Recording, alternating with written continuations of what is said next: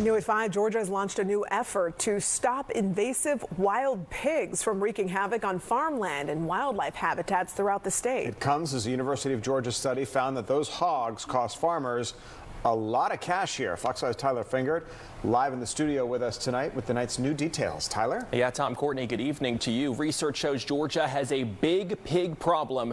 According to the state's Department of Natural Resources, wild hogs are an invasive pest. They cause millions of dollars in damage each year. And now a new pilot program will reward landowners for taking them out.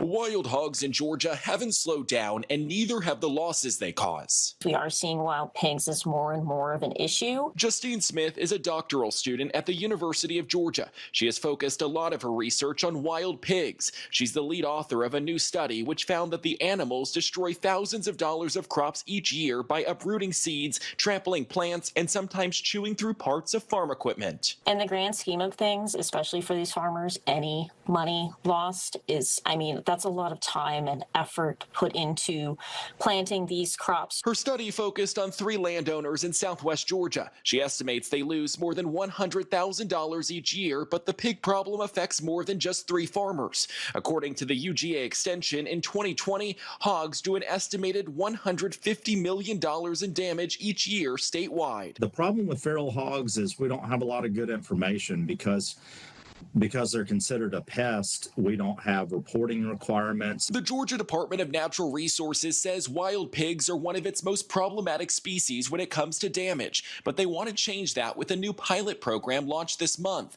It allows landowners that kill hogs on their property the opportunity to win a free valuable trap to remove even more hogs. We want to, at the same time, reward efforts for people that are doing control, but also reward them in a way that's going to make them more effective in the future.